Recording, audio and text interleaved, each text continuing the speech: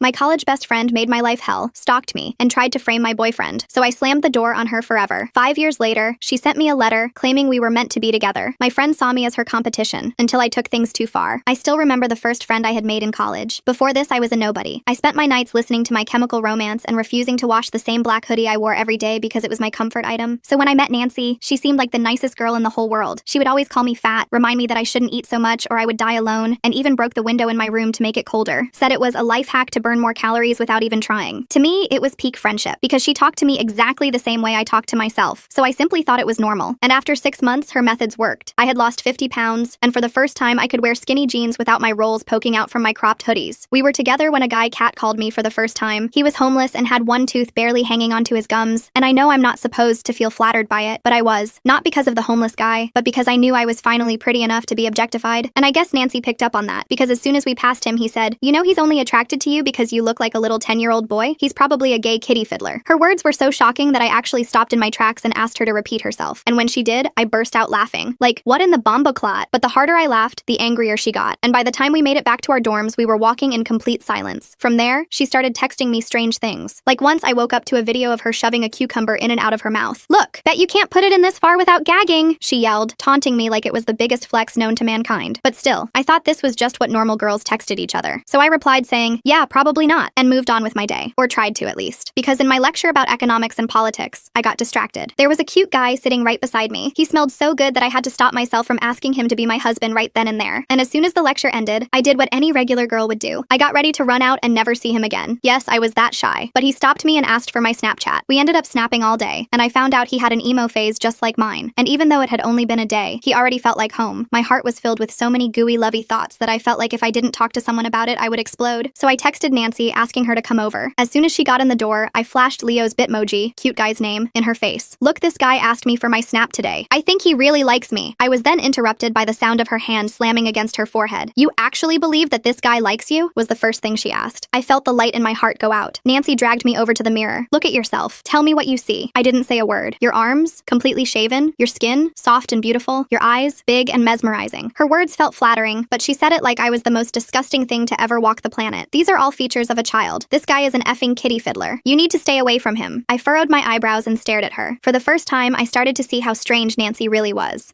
Okay, thanks for letting me know," I said, before politely kicking her out and slamming the door in her face. I spent the next few days in and out of the gym, focusing on college work and cute guy. Turns out being alone was 10 times better than being around Nancy, and it was the best I had felt since college started. And that same week, Leo asked me out. He didn't ask me where I wanted to go. He just sent me the address of a nearby restaurant, told me what time our reservation was for, and that he would pick me up beforehand. Like, hello? Okay, hubby. Suddenly, I was hit with the rush of gooey feelings again, and my female hormone brain convinced me to tell Nancy about it. I didn't want her to rain on my parade, so I tried to hide my excitement. Just sent her the time of the reservation and asked what she thought of the outfit I was going to wear. All she said was, "Nice," before blocking me on everything. Fast forward to the date. Leo rented a huge black car with tinted windows just for the day and wore a tight shirt that made me want to munch on his biceps. But as soon as we got to the restaurant, the date ended, because we were met with a flood of police officers. And beside them was Nancy, pointing at Leo. "That girl is 14 and he's in college. Lock him up, officers." Well, both of us had our IDs, so we simply showed them, and that was enough for them to immediately drive away. And I didn't know it at the time, but Nancy had fallen in love with me, and she hated me for finding someone else, enough to ruin my entire life. The cops apologized for the confusion and left. Leo and I stood there awkwardly for a minute. I told him I was so sorry about Nancy and that she was just crazy. He laughed it off and we went inside for our date. The food was amazing and Leo was even better. We talked about everything from our favorite bands to our worst professors. I felt like I could be myself around him. After dinner, he drove me back to my dorm and walked me to my door. He kissed me goodnight and I practically floated inside. I immediately tried to text Nancy to tell her off, but remembered she blocked me. Whatever, I thought. I didn't need her negativity in my life anyway. The next morning, I woke up to find my door covered in printed photos. They were all pictures of me from different angles, some from months ago. In each one, Nancy had drawn circles around parts of my body with notes like fat here, an ugly nose, and childish face. I ripped them all down and threw them in the trash. I was done with her games, but she wasn't done with me. Later that day, I got called into the dean's office. Someone had reported me for academic dishonesty. They said I had been cheating on all my exams. The dean showed me an anonymous email with screenshots of what looked like my messages asking someone for test answers, but I had never sent those messages. I explained everything and showed them my actual phone. They believed me, but said they had to investigate anyway. I left feeling sick to my stomach. I knew it was Nancy. Who else would do this? I went straight to her dorm room and banged on the door. Her roommate Barbara answered and told me Nancy wasn't there. I asked when she'd be back, but Barbara just shrugged. I went back to my room and tried to focus on homework, but couldn't concentrate. Leo texted asking if I wanted to grab coffee, and I said yes immediately. I needed to get out of my head. We met at the campus coffee shop and I told him everything about Nancy. He listened without interrupting and then said we should report her for harassment. I agreed but wasn't sure what proof I had. The photos on my door were already in the trash. The fake messages to the dean were anonymous. It was my word against hers. Leo said he'd help me figure it out and that made me feel better. We studied together for a few hours and then he walked me back again. This time when I got to my room, my window was open. The one Nancy had broken months ago that maintenance had fixed. It was broken again. Glass was everywhere. My laptop was missing from my desk. So was my wallet. I called campus security immediately. They came and took a report but said without cameras in the dorms there wasn't much they could do. I knew it was Nancy but had no way to prove it. Leo helped me clean up the glass and offered to let me use his laptop for homework. I was so grateful for him. That night I barely slept. Every noise made me jump. I kept thinking Nancy would show up at any moment. The next day I went to all my classes like normal but felt paranoid the whole time. During lunch I saw Nancy across the cafeteria. She was sitting with a group of girls I didn't recognize. When she saw me looking, she smiled and waved like nothing had happened. I wanted to march over there and confront her, but Leo grabbed my arm. He said it wasn't worth it and we should just avoid her. But avoiding her was impossible when she was actively trying to destroy my life. That afternoon, I got an email from my economics professor. He wanted to see me about my recent assignment. My stomach dropped. I went to his office and he showed me my paper. Someone had submitted a second version under my name that was full of plagiarized content. I explained what was happening and thankfully he believed me since he'd seen my work all semester. He said he'd ignore the fake submission but suggested I change all my passwords. I spent the rest of the day updating every account I had. New passwords for everything. I even got a new lock for my dorm room. Leo came over that night with Chinese takeout and helped me set up two-factor authentication on all my accounts. We were eating when my phone started blowing up. Someone had made an Instagram account with my name and photos. They were posting really inappropriate stuff and tagging everyone from our college. I reported it immediately, but the damage was done. People were already commenting and sharing. I felt sick. Leo helped me message everyone explaining it wasn't me. Most people understood, but some didn't believe me. I barely ate anything and just wanted to hide under my covers forever. The next morning, things got worse. I woke up to find my bike tires slashed. I had parked it right outside my dorm like always. Now both tires were completely destroyed. I had to walk to all my classes that day. During my political science lecture, my phone kept buzzing. Nancy was texting me from different numbers. Each message was meaner than the last. She called me pathetic, said Leo was only dating me out of pity, and that everyone was laughing at me behind my back. I blocked each number, but new ones kept coming. By lunch, I was exhausted. I met Leo and showed him all the messages. He was furious and said we needed to do something. We went to campus security again, but they said without proof it was Nancy. They couldn't help. The texts were from random numbers that could belong to anyone. I wanted to scream. How was she getting away with all this? That night, I stayed in Leo's dorm because I was too scared to be alone. His roommate Edward was cool about it and even offered to walk me to classes the next day. I finally felt safe enough to sleep. But in the morning, I had 30 missed calls from my mom. Nancy had somehow found her number and called her pretending to be a counselor. She told my mom I was failing all my classes and doing substances. My mom was freaking out. I spent an hour on the phone explaining everything. My mom believed me but was worried. She wanted me to come home but I refused. I wasn't going to let Nancy win. After that call, I was angry. Really angry. I decided to fight back. I started documenting everything. Every text, every incident, every time I saw her around campus. Leo helped me create a folder with timestamps and screenshots. We were building a case. A few days passed without any major incidents. I started to think maybe Nancy had given up. I was wrong. Friday afternoon, I got back to my dorm to find my clothes scattered all over the hallway. My drawers were pulled out and emptied. Nothing was stolen, but everything was touched. It felt so violating. Some girls from down the hall helped me gather everything. They said they saw Nancy leaving my room earlier, but thought she was just visiting. I added it to my documentation. That weekend, Leo and I tried to have a normal date. We went to see a movie off campus. But when we got back, Nancy was waiting by his car. She looked terrible. Her hair was messy and she had dark circles under her eyes. She started crying and saying she missed me. She said she was sorry and just wanted to be friends again. I almost felt bad for her. Almost. Then she saw Leo and her whole demeanor changed. She called him disgusting and said he was taking advantage of me. Leo told her to leave us alone. She laughed and said we'd regret this. Then she walked away. We should have called security right then, but we didn't. Monday morning, I woke up to find my class schedule had been changed. Someone had dropped me from all my courses and added random ones. I ran to the registrar's office in a panic. They said the changes were made online with my login information. It took hours to fix and I missed 2 important lectures. While I was dealing with that, Leo texted saying Nancy had shown up at his job. He worked part-time at the campus bookstore. She caused a scene, yelling that he was a predator. His manager Gary had to escort her out. Leo was embarrassed, but his manager understood it wasn't his fault. I met him after his shift and we decided enough was enough. We went to the dean of students and laid out everything. The dean, Joyce, listened carefully and said this was serious. She would open an investigation and talk to Nancy. Finally, someone was taking this seriously. The next few days were quiet. Too quiet. I kept waiting for something to happen, but nothing did. I started to relax a little. Maybe the dean had scared Nancy straight. Leo and I studied together every night, and I was catching up on all my work. Things felt almost normal. Then Thursday happened. I was in the library when my laptop started acting weird. Files were being deleted in real time. I watched helplessly as my essays disappeared. Someone was remotely accessing my computer. I slammed it shut and ran to IT. They said my laptop was full of malware. Someone had installed it when my laptop was stolen. They had to wipe everything. I lost so much work. I wanted to cry, but I was too angry. This had to stop. I stormed over to Nancy's dorm. dorm. Her roommate Barbara let me in and said Nancy was in the shower. I decided to wait. While sitting there, I noticed Nancy's laptop was open. I know I shouldn't have looked, but I did. Her browser was open to my social media. She had documents with my passwords, my mom's phone number, even my class schedule. There were photos of me and Leo that she'd taken without us knowing. I quickly took pictures of everything with my phone. Finally, I had proof. When Nancy came out and saw me, she froze. I told her I knew everything and had evidence. I said if she didn't stop, I'd take it all to the police. She laughed and said no one would believe me. She said she was just trying to protect me from Leo, that she loved me and wanted what was best for me. I told her she was sick and needed help. Then I left. I went straight to campus security with the photos. Officer Ryan took my report seriously this time. He said they'd been getting other complaints about Nancy from different students. Apparently, I wasn't her first target. He said they were building a case and my evidence helped. I felt relieved, but also worried. What if this made her escalate? I told Leo everything, and he said I should stay with him for a while. His roommate Edward was going home for the weekend, so I'd have a bed. I agreed and packed a bag. That night, we ordered pizza and watched movies. For a few hours, I forgot about Nancy. It was nice, but it didn't last. Saturday morning, Leo's phone rang at 6 a.m. It was his mom, Jacqueline. Someone had called her claiming Leo was in the hospital after a car accident. She was hysterical. Leo calmed her down and explained he was fine. We both knew who had called her. Nancy had found his mom's number somehow. This was too far. We went to the police station that morning. Not campus security, but actual police. Officer Joshua took our statement and said they'd look into it. He gave us a case number and said to document any further incidents. On the way back, we stopped for breakfast. I was exhausted and scared. Leo held my hand and promised everything would be okay. I wanted to believe him. The rest of the weekend was surprisingly calm. Nancy didn't try anything else. Maybe the police visit had scared her. Leo and I spent Sunday studying and doing laundry. Normal college stuff. It felt good. Monday morning, I moved back to my own dorm. I couldn't hide forever. My new lock was working and I'd added a doorstop for extra security. I went to all my classes and actually paid attention. During lunch, I saw Nancy in the cafeteria. She was sitting alone, picking at her food. When our eyes met, she looked away. For a second, I almost felt sorry for her. Then I remembered everything she'd done. After classes, I had a meeting with Dean Joyce. She said Nancy had been given a formal warning. One more incident and she'd face suspension. She also said Nancy was required to attend counseling. I hoped it would help but doubted it. That night, I was doing homework when someone knocked on my door. I looked through the peephole and saw Nancy. She was crying. Against my better judgment, I opened the door but kept the chain on. She begged me to talk to her, said she was sorry and didn't mean for things to go so far. She said she was getting help and wanted to make amends. I told her I accepted her apology, but we couldn't be friends. She needed to leave me alone. She nodded and left. I thought maybe it was finally over. I texted Leo about what happened and he said I did the right thing. We made plans to study together the next day. Tuesday started normal. I went to my morning classes and met Leo for lunch. We were laughing about something stupid when Nancy appeared at our table, but she wasn't alone. She had brought 3 girls with her. I recognized them from around campus but didn't know their names. Nancy sat down uninvited and introduced them as her new friends. She said they wanted to meet the girl who had been spreading lies about her. I was confused. What lies? The girls started accusing me of trying to ruin Nancy's reputation. They said I was jealous of her and making up stories. Leo told them they were wrong, but they wouldn't listen. Other people in the cafeteria were staring. Nancy sat there with a small smile, pretending to be the victim. I grabbed my stuff and left with Leo following. I was shaking with anger. She had turned people against me. The rest of the week was horrible. Those girls followed me around campus, whispering and pointing. They'd sit near me in the library and talk loudly about how some people were attention seekers. They'd bump into me in hallways and pretend it was an accident. I tried to ignore them, but it was hard. Leo confronted them once, but they just laughed and called him pathetic. I reported it to Dean Joyce, but without proof they were harassing me, she couldn't do much. Nancy was smart. She wasn't doing anything directly, so she couldn't get in trouble. She was using other people as weapons. I started skipping meals to avoid the cafeteria. I'd eat granola bars in my room instead. Leo was worried and brought me real food when he could. Friday afternoon, things escalated again. I got back from class to find a note under my door. It said, "You should have stayed fat and ugly. At least then you knew your place." I recognized Nancy's handwriting. I added it to my evidence folder. An hour later, another note appeared. This one was worse. It had a crude drawing of me and threats about what would happen if I didn't leave Leo. I was scared but also furious. I called Officer Joshua and reported the notes. He said to keep them safe and call if anything else happened. That night, I couldn't sleep. Every sound made me panic. I texted Leo at 3 a.m. and he offered to come over. I said no, but appreciated it. I needed to be strong. Saturday morning, I woke up to banging on my door. It was Nancy's new friends. They were hammered and yelling about me being a liar. Other people on my floor came out to see what was happening. The girls called me horrible names and said Nancy was too good for me. Someone called security and they scattered before officers arrived, but the damage was done. Now everyone on my floor thought I was involved in some drama. Some girls asked if I was okay, but others avoided me. I spent the rest of the day in Leo's room. We watched movies and tried to pretend everything was normal, but it wasn't. I was tired of being afraid, tired of Nancy controlling my life. Something had to change. Sunday night, I made a decision. I was going to confront Nancy publicly, make her admit what she was doing in front of witnesses. It was risky, but I was desperate. I texted her saying we needed to talk and suggested meeting in the common area of her dorm. She agreed immediately. Leo wanted to come, but I said no. This was between me and Nancy. I arrived at her dorm at 8 p.m. The common area had about 10 people studying. Perfect. Nancy was already there, sitting on a couch. She smiled when she saw me. I sat across from her and started talking. I said loudly enough for others to hear that I wanted to know why she was harassing me, why she had called the cops on on my date, stolen my laptop, called my mom, and turned people against me. Nancy's face changed. She denied everything and said I was crazy. People were definitely listening now. I pulled out my phone and showed the photos I'd taken of her laptop, the evidence of her stalking me. Nancy tried to grab my phone, but I pulled back. She started yelling that I had broken into her room and invaded her privacy. I said she had done the same to me multiple times. We went back and forth, voices getting louder. She admitted to some things but twisted them, said she was just trying to protect me, that Leo was dangerous and I was too naive to see it. I asked how slashing my bike tires protected me, how spreading lies helped me. She couldn't answer. People were recording now. Good. I wanted witnesses. Nancy realized she was losing control. She stood up and said I'd regret this. Then she left. I sat there shaking. Several people came over to check on me. They said they'd had weird encounters with Nancy too. One girl, Heather, said Nancy had done similar things to her last year. We exchanged numbers and promised to support each other. I left feeling oddly victorious. Finally, people knew the truth, but I should have known Nancy wouldn't give up that easily. That night, she posted a long rant on the college Facebook page. She claimed I was bullying her because she rejected my romantic advances. She said I was obsessed with her and jealous of her friendship with Leo. It was so twisted I almost laughed, but people were commenting and taking sides. Some believed her, others defended me. It became this huge thing. By morning, everyone on campus knew about our drama. I was mortified. This wasn't what I wanted. Leo found me crying in my room. He held me and said it would blow over, that the truth would come out, but I wasn't so sure anymore. Monday was awful. Everyone stared at me wherever I went. Professors asked if I was okay. Random people shared their opinions on the situation. I felt like a circus animal. Nancy seemed to thrive on the attention. She played victim perfectly, crying in public and talking about how scared she was of me. Her new friends backed her up, spreading more lies. I tried to defend myself, but it was exhausting. Some people believed me, especially after Heather shared her own story about Nancy, but others thought I was the problem. Leo stayed by my side through it all. He'd walk me to classes and eat every meal with me. I don't know what I would have done without him. By Wednesday, the administration got involved. They called both Nancy and me in for separate meetings. Dean Joyce said the situation had gotten out of hand. She interviewed witnesses and reviewed all the evidence. Nancy stuck to her story, but it was falling apart. Too many people had come forward with similar experiences. The girl who helped me pick up my clothes had given a statement. The IT department confirmed the malware on my laptop. Officer Ryan verified the timeline of events. Even Barbara, Nancy's roommate, admitted Nancy had been acting strange. The evidence was overwhelming. Dean Joyce said there would be a formal hearing to determine consequences. Nancy was temporarily banned from contacting me. Finally, some protection. But Nancy didn't care about bans. Thursday night, she showed up at Leo's job again, this time with her friends. They caused such a scene that mall security got involved. Leo's manager had to close the store early. Leo could have lost his job. I was furious. This had to end. I called Officer Joshua and updated him. He said they were close to having enough for a restraining order, just a little more evidence. That night, Leo and I sat in his room making a plan. We would document everything obsessively, get statements from everyone involved, make it impossible for Nancy to wiggle out of consequences. We were done being victims. Friday morning brought a new crisis. I woke up to find my car keyed. Deep scratches spelled out nasty words across the driver's side. I'd parked in the secured student lot, but somehow Nancy had gotten in, or maybe she'd sent her friends. I took photos and filed another police report. The damage would cost hundreds to fix. Money I didn't have. I called my parents and finally told them everything. They were shocked and wanted to come get me. I convinced them to wait until after the hearing. I needed to see this through. That afternoon, more people reached out with Nancy stories. A guy named Juan said she'd stalked him freshman year. A girl named Ashley had screenshots of Nancy harassing her online. The pattern was clear. Nancy fixated on people and destroyed their lives when rejected. I wasn't special, just her latest target. The weekend before the hearing was tense. Nancy went quiet again, but I knew she was planning something. Her friends still glared at me around campus, but kept their distance. I spent most of my time with Leo, preparing for the hearing. We organized all our evidence chronologically, printed out screenshots, police reports, witness statements. It was a thick folder by the time we finished. Looking at it all together was overwhelming. How had one person caused so much chaos? Sunday night, I couldn't eat. My stomach was in knots. Leo made me soup, and we watched comedies to distract me. He promised everything would work out, that after tomorrow, Nancy would face real consequences. I wanted to believe him. I needed to believe him. Monday morning came too fast. The hearing was at 10 a.m. in the administration building. I wore my most professional outfit and arrived early. Leo came for support but had to wait outside. The room had a long table with 5 administrators, including Dean Joyce. Nancy was already there with her parents. She looked small and innocent. Nothing like the person who'd terrorized me for weeks. Her parents glared at me like I was the villain. I sat down and waited. Dean Joyce explained the process. Both sides would present their case. Witnesses could be called. The panel would then decide on consequences. Nancy went first. She stuck to her story about me being obsessed with her, said she felt unsafe on campus. Her mom cried on cue. It was quite a performance. But when they asked for evidence, Nancy struggled. She had no proof of her claims, just her word against mine. Then it was my turn. I opened my folder and started from the beginning. Every incident, every piece of evidence, every witness statement. I stayed calm and factual. No dramatics, just truth. The panel asked questions and I answered honestly. They seemed shocked by the amount of documentation. Nancy tried to interrupt several times but was told to wait. When I finished, witnesses were called. Heather testified about her experience. Barbara admitted Nancy had bragged about teaching me a lesson. Even the IT guy explained the sophisticated malware used. Nancy's story crumbled. Her parents looked confused, then angry. Not at me, but at their daughter. The hearing took 3 hours. When it ended, we were told to wait outside for the decision. I sat with Leo in the hallway, exhausted exhausted but hopeful. Nancy and her parents were further down, arguing in whispers. After an hour, Dean Joyce called us back. The panel had reached a decision. Nancy was found responsible for harassment, stalking, and cybercrimes. She was expelled effective immediately. She had 48 hours to leave campus. A no-contact order was issued. If she came near me again, she'd face criminal charges. I felt relief wash over me. It was over. Nancy's parents apologized to me before leaving. They looked devastated. Nancy said nothing, just stared at me with pure hatred. But I didn't care anymore. I'd won. Justice was served. Leo hugged me as soon as we left the building. We both cried a little. It had been such a long, horrible journey, but we'd made it through together. The next few days were surreal. News of Nancy's expulsion spread quickly. People who'd believed her lies apologized to me. Her friend group dissolved, distancing themselves from the drama. I started to feel safe again. I could walk to class without looking over my shoulder, eat in the cafeteria without fear, sleep through the night. It was amazing how quickly things improved without Nancy around. Leo and I went on actual dates again. We studied without constant interruption. Life returned to normal. Better than normal, actually. The experience had made us stronger. We knew we could handle anything together. A week later, I got a call from Officer Joshua. Nancy had been arrested in her hometown for harassing another girl. Apparently, she'd started fixating on someone new immediately after leaving campus. The girl's parents pressed charges, and Nancy's history made it worse. She was facing real jail time now. I felt bad for her new victim, but relieved Nancy was being stopped. Maybe now she'd finally get the help she needed. Or maybe not. Either way, she wasn't my problem anymore. I hung up and went to meet Leo for lunch. We had plans to see a movie later. Normal, boring, wonderful plans. No drama, no fear, just us. As I walked across campus, I realized something. I wasn't that scared girl in the black hoodie anymore. Nancy had tried to break me, but instead made me stronger. I'd learned to stand up for myself, to fight back, to not accept toxic behavior disguised as friendship. And I'd found real love with Leo, someone who supported me without tearing me down. Nancy had lost everything while I'd gained so much. I smiled, thinking about how different my life was now, better in every way. The sun was shining, and I had class in 10 minutes. But first, I stopped to help a freshman who looked lost. She reminded me of myself at the start of the year, scared and unsure. I pointed her toward the science building and told her college gets easier, that she'd find her people. She thanked me and hurried off. I watched her go, hoping she'd never meet her own Nancy. But if she did, I hoped she'd be strong enough to fight back, just like I had. The next few weeks were actually pretty chill. I went to classes, hung out with Leo, and started making new friends. Heather and I grabbed coffee sometimes and compared Nancy horror stories. It was weird how normal everything felt, like the whole Nancy thing had been a bad dream. But then I got a letter from her. Yeah, she actually mailed me a physical letter to my dorm. The envelope had hearts drawn all over it. Inside was 10 pages of rambling about how she forgave me for ruining her life, how we were meant to be together, how Leo had brainwashed me. Real unhinged stuff. I took it straight to campus security. Officer Ryan added it to my file and said they'd contact local police since she wasn't supposed to contact me. I tried not to let it bother me, but it did. Why couldn't she just leave me alone? Leo suggested we take a weekend trip to clear my head. His friend Gary had a cabin about 2 hours away that we could use. It sounded perfect. We drove up Friday after classes, singing along to terrible pop songs the whole way. The cabin was small but cozy. We made pasta for dinner and played card games. I felt myself finally relaxing. Saturday, we hiked around the nearby lake. The weather was perfect, and Leo kept making dumb jokes. I laughed so hard my sides hurt. That night, we made s'mores in the fireplace and talked about our plans after college. Everything felt right. Sunday morning, I woke up to my phone buzzing nonstop. I had like 50 missed calls from random numbers. Then texts started coming through, all from Nancy using different phones. She knew where we were. She described what I was wearing on the hike, what we ate for dinner. She'd been watching us the whole time. I showed Leo, and we immediately started packing. He called Gary to warn him about Nancy possibly being near his cabin. We threw everything in the car and left. The drive back was tense. I kept checking the mirrors for Nancy's car. Leo called the police and reported everything. They said to come straight to the station when we got back to town. We did, and spent 2 hours giving statements. Officer Joshua was mad that Nancy had violated the no-contact order. He said they'd put out a warrant for her arrest. That made me feel a little better, but I was still freaked out. How had she found us? We'd told no one where we were going. When we got back to campus, I found out how. Nancy had been calling people pretending to be me having an emergency. She'd tricked Leo's roommate Edward into telling her where we went. He felt terrible when he realized. I didn't blame him though. Nancy was really good at manipulation. The next few days I was paranoid again. I stayed in groups and avoided being alone. Campus security increased patrols around my dorm. Leo basically moved into my room temporarily. We pushed my desk against the door every night. It was exhausting being scared all the time. Wednesday afternoon, I was leaving the library when I saw her. Nancy was standing across the quad just watching me. She looked terrible. Hair unwashed, clothes wrinkled, dark circles under her eyes. When she saw me notice her, she started walking toward me. I froze for a second, then ran. Actually ran across campus to the security office. Officer Ryan immediately went to look for her, but she was gone. They reviewed security footage later and confirmed it was her. The warrant was already out, but now they actively started searching. Thursday was worse. I woke up to find photos slid under my door, pictures of me sleeping. She'd been in my room while I slept, while Leo was right there next to me. We hadn't heard anything. The door was still locked and blocked. She must have picked the lock somehow. I felt so violated. We called the police immediately and they dusted for fingerprints. They found Nancy's prints on the photos and door handle. This was serious now. Breaking and entering on top of everything else. They assigned an officer to patrol our dorm building. Leo and I moved to a hotel that night. The college paid for it given the circumstances. I couldn't stay in that room knowing she'd been there. I barely slept even in the hotel. Every noise made me jump. Friday morning, they they caught her. Nancy was hiding in an empty dorm room in my building. She'd stolen a master key from somewhere and had been living in the walls, basically. The police found notebooks full of writing about me, detailed plans for what she wanted to do, photos she'd taken over months. It was seriously disturbing. They arrested her on multiple charges. I wasn't allowed to see the notebooks, but Officer Joshua said it was good they caught her when they did. She was escalating and it could have gotten dangerous. Well, more dangerous. I felt relief, but also sadness. This girl I'd once called my best friend was completely gone, replaced by someone I didn't recognize, someone who needed serious help. The weekend was spent moving to a new dorm room. The college fast-tracked my room change request. I got a single on the opposite side of campus. Leo and Edward helped me move everything. We didn't talk much, just focused on getting it done. My new room was smaller, but felt safer. It was on the 3rd floor with better locks. I spent Saturday night organizing and trying to make it feel like home. Leo stayed over and we ordered Chinese food. We watched dumb comedies until we fell asleep. For the first time in days, I slept through the night. Sunday was quiet. I caught up on homework and did laundry. Normal stuff that felt amazing after the chaos. Heather stopped by with cookies she'd made. We talked about classes and boys and anything except Nancy. It was nice. Monday brought news from Officer Joshua. Nancy's parents had hired a lawyer, but it wasn't looking good for her. The evidence was overwhelming. Breaking and entering, stalking, harassment, violating a no-contact order. She was looking at actual jail time. Her parents wanted to meet with me. They said Nancy needed help and thought seeing me might make her realize what she'd done. I said absolutely not. I was done being responsible for Nancy's mental health. The officer said that was smart. Nancy needed professional help, not closure from me. Her arraignment was set for Wednesday. I didn't have to be there, but part of me wanted to go, to see this through to the end. Leo said he'd come if I decided to go. I spent Tuesday going back and forth about the arraignment. Part of me wanted to see Nancy face consequences, but part of me just wanted to move on. In the end, Heather convinced me to go. She said I'd regret not seeing it through, that I deserved to watch justice happen. So Wednesday morning, Leo and I went to the courthouse. It was smaller than I expected. We sat in the back row. Nancy's parents were in front looking exhausted. When they brought Nancy in, I barely recognized her. She'd lost weight and looked hollow. She saw me and tried to smile, but the officer made her face forward. The judge read the charges. There were so many. Nancy's lawyer entered a not guilty plea. Bail was set high because she was considered a flight risk and danger. Her parents couldn't afford it, so she'd stay in jail until trial. As they led Nancy out, she turned and looked right at me. She mouthed something, but I couldn't tell what. Then she was gone. I sat there feeling empty. This wasn't the victory I'd imagined. It was just sad. Leo squeezed my hand and we left. Outside, Nancy's mom approached me. She apologized again and said they'd failed Nancy, that they'd ignored warning signs for years. She asked if I could ever forgive her daughter. I said maybe someday, but not now. Not for a long time. She nodded and walked away crying. I felt bad for her. It wasn't her fault her daughter was broken. The ride back to campus was quiet. Leo asked if I was okay and I honestly didn't know. I was relieved it was over, but also weirdly grieving. The Nancy I'd first met was gone. Maybe she never really existed. The rest of the week was about finding normal again. I went to classes, studied for midterms, and tried not to think about Nancy. People had mostly moved on from the drama. Occasionally someone would ask if I was the girl with the crazy stalker. I'd just say yes and change the subject. I didn't want to be defined by what happened. Leo was amazing through it all. He never pushed me to talk, but was there when I needed him. We studied together every night and he made sure I ate actual meals. Slowly, I started feeling like myself again. I even laughed at his dumb jokes without forcing it. My grades improved since I could actually focus. Everything was getting better. 2 weeks after the arraignment, I got a call from Nancy's lawyer. He wanted to know if I'd consider a plea deal. Nancy would plead guilty to lesser charges if I agreed. She'd get probation and mandatory psychiatric treatment instead of jail. I said I'd think about it. Part of me wanted her in jail. She'd made my life hell and deserved punishment, but part of me knew she needed help more than prison. I talked to Leo, my parents, even Heather. Everyone had different opinions. In the end, I decided to agree to the plea, but with conditions. Nancy had to stay in treatment. She couldn't come within 500 feet of me or my family. She couldn't contact me in any way ever. If she violated any terms, she'd go straight to jail. The lawyer agreed to everything. The plea hearing was quick. Nancy stood up and admitted guilt to stalking and harassment charges. She apologized to the court, but not to me. Never looked my way once. The judge accepted the plea and sentenced her to 5 years probation with mandatory inpatient psychiatric treatment for the first year. If she completed treatment successfully, she could transition to outpatient, but any violations would mean immediate jail time. It felt fair. Nancy would get help, but also face consequences. As they led her out to start treatment, I felt a weight lift. It was really over. No more looking over my shoulder. No more fear. Just freedom to live my life. The rest of the semester flew by. I threw myself into school and actually enjoyed it. Made new friends in my classes. Joined a study group that met weekly. Started going to the gym again without worrying about running into Nancy. Leo and I grew stronger as a couple. We had real dates without drama. Studied together without interruption. Made plans for summer. It was everything I'd wanted college to be. Sometimes I'd remember something Nancy said or did and feel angry, but mostly I felt grateful. Grateful I'd gotten away. That I'd found real friends. That I'd stood up for myself. The girl who'd worn the same black hoodie every day would be proud of who I'd become. As finals approached, I heard Nancy was doing well in treatment. Her mom sent a letter saying Nancy was finally getting help for issues that went back to childhood. She thanked me for agreeing to the plea deal. Said it saved Nancy's life. I didn't respond, but kept the letter. Maybe one day I'd be ready to forgive, but not yet. For now, I focused on my own life. Aced my finals thanks to all the studying. Made plans to get an apartment with Heather next year. Celebrated Leo getting into his dream grad program. Normal college things that felt extraordinary after everything everything. The day I moved out of the dorms, I walked past the bench where Nancy and I used to sit, where she'd call me fat and I'd thought it was friendship. I didn't feel sad or nostalgic, just grateful I'd learned the difference between real friends and toxic ones. Summer was amazing. I got an internship at a marketing firm. Leo worked full-time and we saved money for next year. We took weekend trips when we could, met each other's families properly. His mom, Jacqueline, apologized for believing Nancy's lies about the accident. My parents loved Leo immediately. Everything felt right. I didn't think about Nancy much. Sometimes I'd have nightmares about her being in my room, but they got less frequent over time. By the time school started again, I felt like a different person. Confident, happy, surrounded by people who actually cared about me. The apartment with Heather was perfect. We decorated it with string lights and too many plants. Leo practically lived there too. It was the college experience I'd always wanted. Senior year started and I barely thought about Nancy at all, until I got a letter from her treatment center. Not from Nancy, but from her therapist. She said Nancy wanted to apologize as part of her treatment, asked if I'd be willing to receive a letter. No direct contact, just a letter through the therapist. I thought about it for weeks, asked everyone's opinion, finally decided one letter couldn't hurt. It came a month later. Nancy's handwriting, but neater, more controlled. She apologized for everything, said she understood now how sick she'd been, that she'd projected her own insecurities onto me. She wished me well and promised to never contact me again. It felt genuine. I didn't respond, but I kept the letter. Closure of sorts. The rest of senior year was perfect. I got into graduate school. Leo and I talked about moving in together after graduation. Heather started dating this guy Juan from her economics class. We went on double dates sometimes. Life was normal and boring and wonderful. Graduation day came fast. My parents cried. Leo's family took a million photos. We all went to dinner after to celebrate. As I sat there surrounded by people who loved me, I thought about how different things could have been. If I'd stayed under Nancy's control, if I hadn't fought back, if I'd given up when things got hard, but I didn't. I survived and came out stronger. Nancy was apparently doing well in treatment, still in outpatient therapy but holding down a job, following all the rules of her probation. I hoped she'd build a good life, far away from me. That was 5 years ago. Leo and I got married last spring. Small wedding with just family and close friends. Heather was my maid of honor. She's engaged to Juan now. Funny how things work out. I work in marketing and actually love it. We just bought our first house. Little 2-bedroom with a big backyard. Perfect for the dog we're planning to adopt. Sometimes I tell people the Nancy story at parties. They're always shocked. Can't believe someone would go that far. But it taught me important lessons about recognizing toxic behavior, setting boundaries, not accepting treatment I don't deserve, and finding people who build you up instead of tearing you down. I heard Nancy finished her probation successfully. Still in therapy but doing better. She never tried to contact me again. I hope she found peace. I know I did. Life is good now, really good, and I'm grateful every day that I was strong enough to fight for it.